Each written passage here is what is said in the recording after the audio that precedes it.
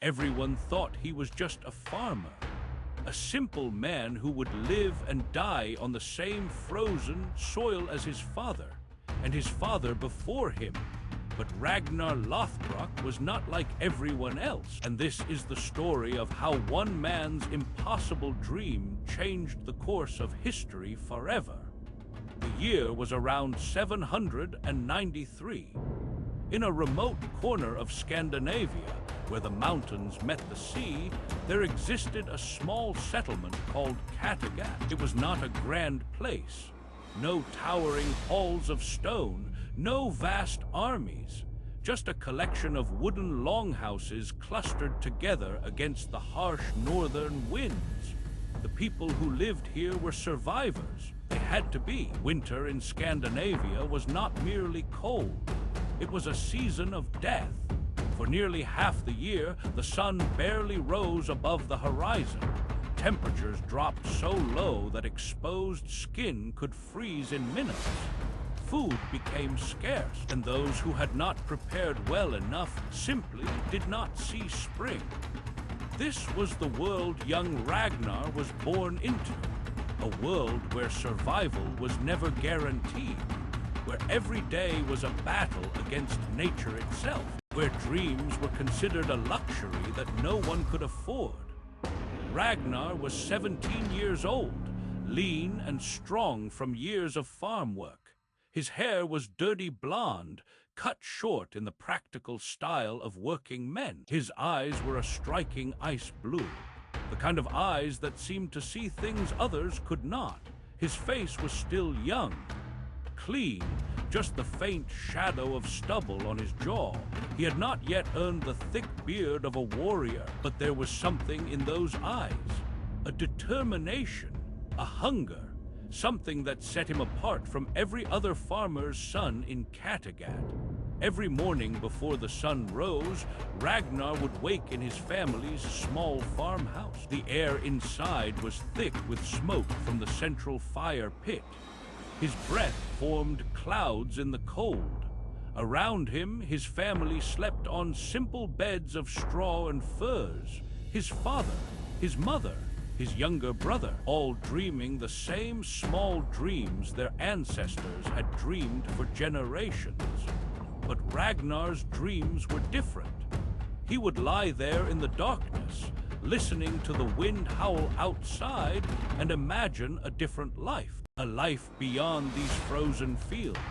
A life filled with adventure and glory. A life that actually meant something.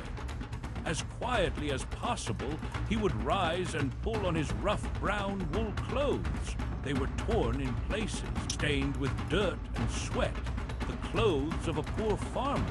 He would tie his simple leather belt and step outside into the biting cold. The farm was not much.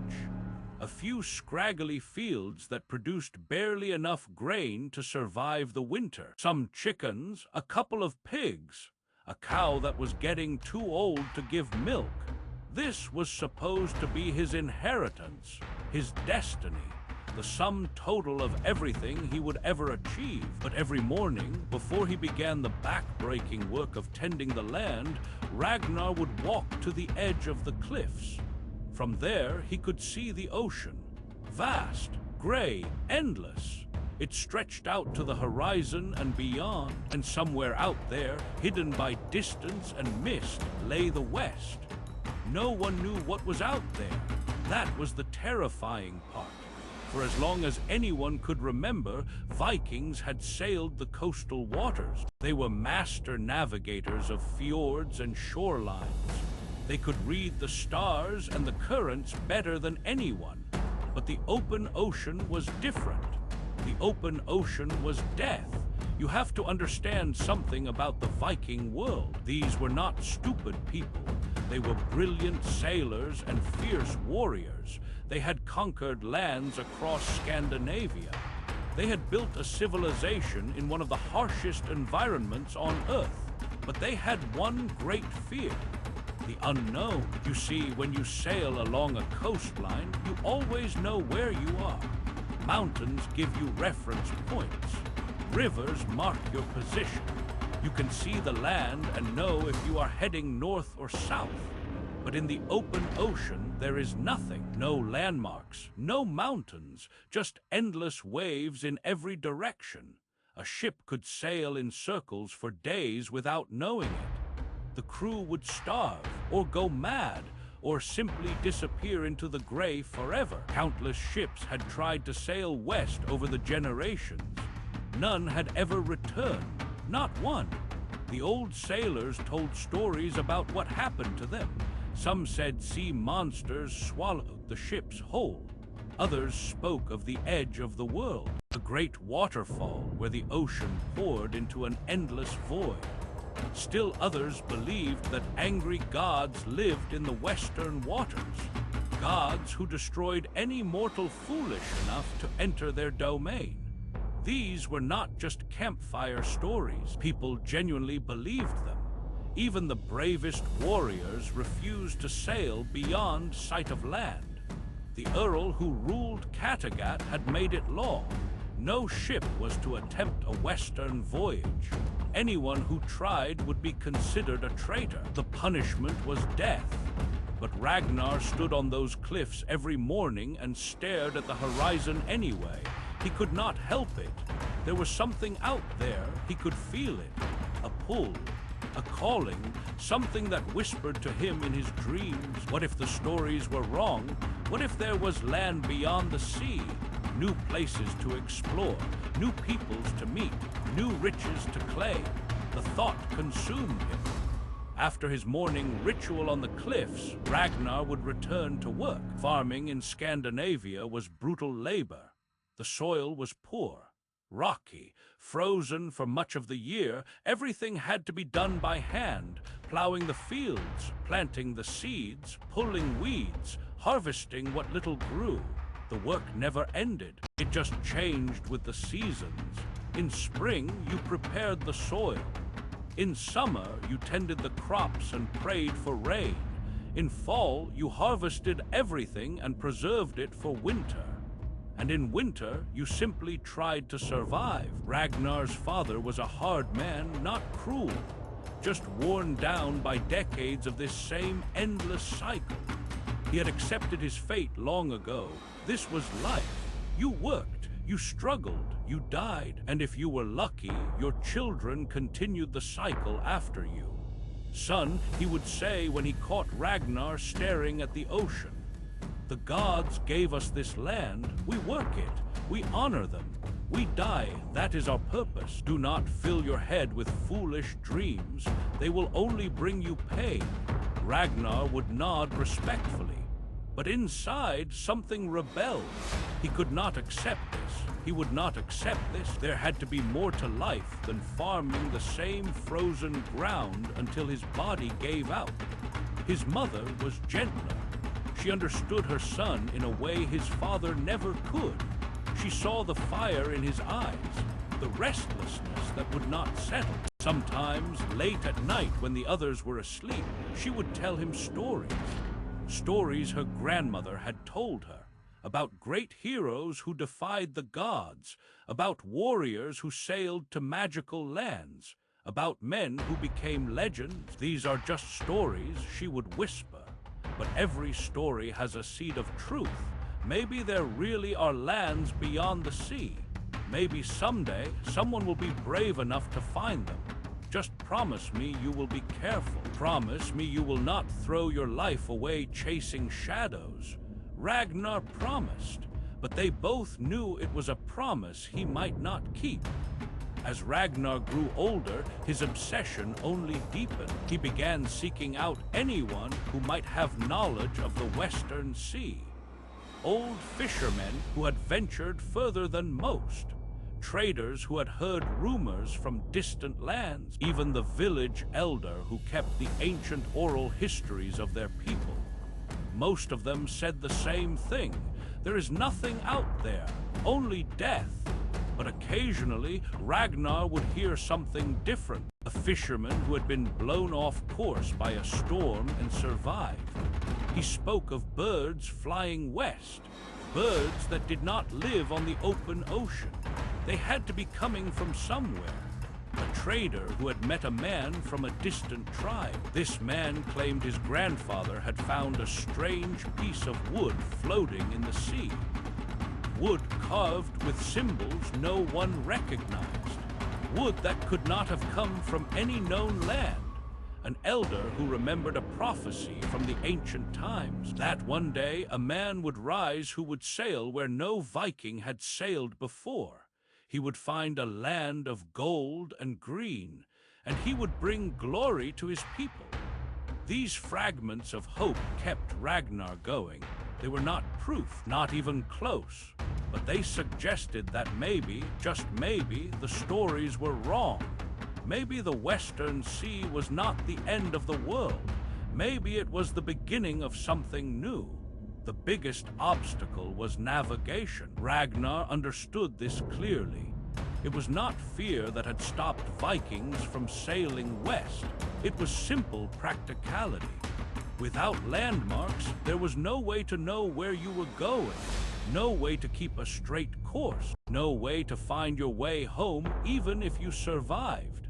The traditional navigation methods required visible reference points, the position of mountains, the shape of coastlines, the patterns of currents near shore. None of this worked in the open ocean. The sun could help during the day, but the sun moved across the sky. Without precise instruments, you could only estimate your direction, and estimates were not enough for a journey of unknown distance. Ragnar spent countless hours thinking about this problem. There had to be a solution. The gods would not have put land in the west without providing a way to reach it. That would be cruel, and while the gods could be harsh, they were not cruel without reason. One night, Ragnar remembered something. A story his grandfather had told him when he was just a child. His grandfather had been a sailor in his youth, one of the best. He had navigated waters that others feared to enter, and before he died, he had whispered something strange. The Sunstone, he had said, find the Sunstone. It will show you the way. At the time, young Ragnar had not understood. He thought it was the rambling of a dying old man. But now the words came back to him with new meaning. A sunstone, a stone that could find the sun. What if it was real? Ragnar began asking around. Had anyone heard of such a thing? Most people laughed at him. Another one of your crazy ideas, they said. There is no magical stone. Your grandfather was confused at the end. But one person did not laugh. One person listened with intense interest. His name was Floki, and he was the strangest man in all of Kattegat. Floki was a boat builder, but calling him just a boat builder was like calling lightning just a spark. He was a genius, a madman, perhaps both. His ships were unlike anything anyone had ever seen. Lighter, faster, more maneuverable. He worked with wood the way artists worked with paint.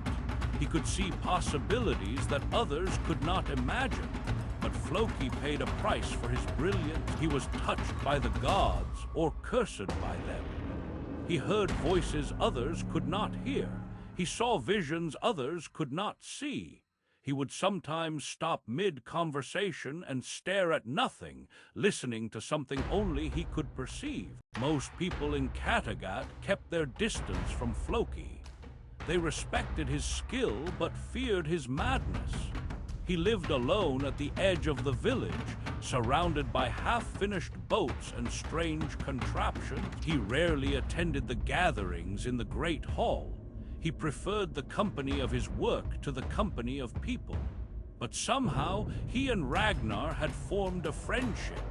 Perhaps it was because they were both outsiders, both dreamers, both looking beyond the boundaries that everyone else accepted. When Ragnar told him about the Sunstone, Floki's eyes went wide. A crystal, he whispered. A crystal that catches the light. I have heard of this. The gods showed it to me in a vision. A stone that splits the sky and reveals the hidden sun. I know where to find one. For the first time in his life, Ragnar felt hope. Real, tangible hope. If the Sunstone existed, if they could find it, everything changed. They would not need landmarks. They would not need to follow coastlines. They could sail straight into the unknown and find their way back. This could actually work. Floki became obsessed with the idea. He began designing a new kind of ship, something that could survive the open ocean. Longer, deeper, more stable in rough waters. He worked in secret, hiding his project from the eyes of the Earl's men, because the Earl was a problem. His name was Haraldsson. He had ruled Kattegat for over 20 years with an iron grip. He was not an evil man, but he was rigid, traditional. He believed that the old ways were the only ways. Change was dangerous. Innovation was suspicious. And talk of sailing west was treasonous. Haraldsson had built his power on maintaining order. He controlled the raiding parties that sailed east every summer. He took a large share of any plunder. He decided who could own ships, who could trade, who could marry whom. The system worked because everyone accepted it, and Haraldsson intended to keep it that way. He had spies throughout Kattegat, people who reported on anyone saying unusual things, doing unusual things, asking unusual questions. And Ragnar had been asking a lot of unusual questions. One evening, Ragnar was summoned to the Great Hall. This was not a request. 2 of the Earl's warriors came to his family's farm and escorted him personally. His father's face went pale. His mother began to cry. Everyone knew what a summons from the Earl could mean. The Great Hall was an impressive structure, the largest building in Kattegat by far. Its walls were decorated with shields and weapons. A massive fire pit blazed in the center, casting flickering shadows. At the far end, on a raised platform, sat Earl Haraldsson. He was an older man now. Gray hair pulled back tight, a face marked by scars from battles long past. Cold eyes that had seen too much death to be moved by anything. Beside him sat his wife Siggy, and around them stood a dozen armed warriors. Ragnar walked the length of the hall alone. Every eye was on him.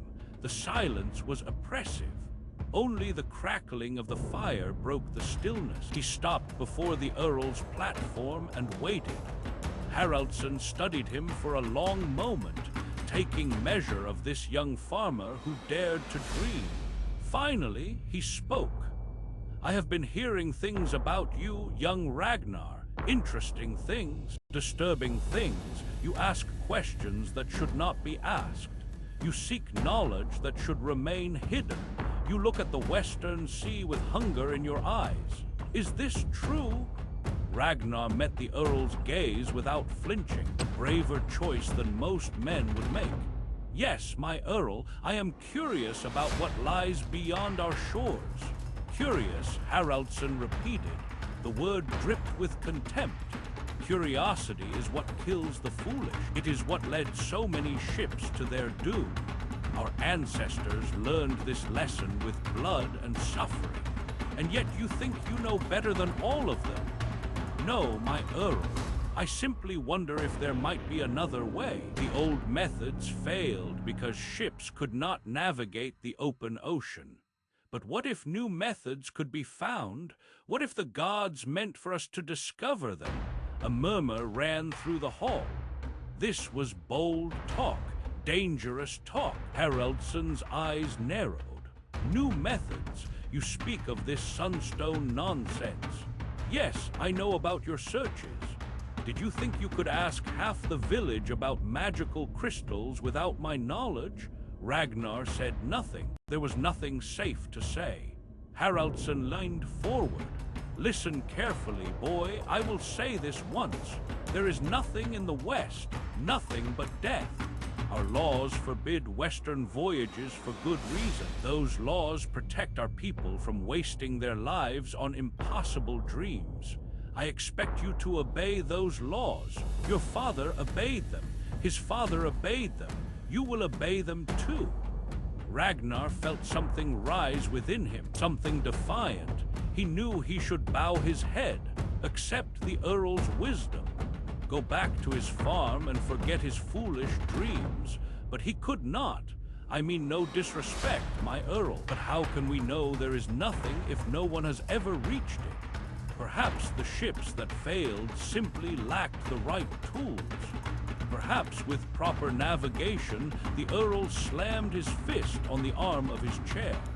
Enough, I will not debate with a farmer's son. This conversation is over. You will return to your fields. You will forget this Western madness. And if I hear one more word about sunstones or secret voyages, I will have you branded a traitor. Do you understand? Ragnar looked at the Earl, at the warriors surrounding him, at the path of submission that every rational person would choose. "Yes, my Earl," he said quietly. "I understand." He turned and walked back down the length of the hall, but with every step, his resolve hardened. He understood perfectly. He understood that the Earl was afraid, not of the Western Sea, but of change, of losing control, of someone proving that the old ways were not the only ways. That night, Ragnar met Floki in secret. They sat in Floki's workshop, surrounded by wood shavings and half-formed hulls. A single candle provided the only light. "He will never allow it," Ragnar said. "Haraldsson is too set in his ways. If we try to build a ship, he will find out. If we try to gather a crew, someone will betray us. He has spies everywhere." Floki giggled, that strange, unsettling laugh that only he could produce. "Then we do not ask for permission. We build in secret. We sail in secret. We return with proof that the West exists. And then what can he do? Punish us for being right? It was insane, completely insane. The risk was enormous.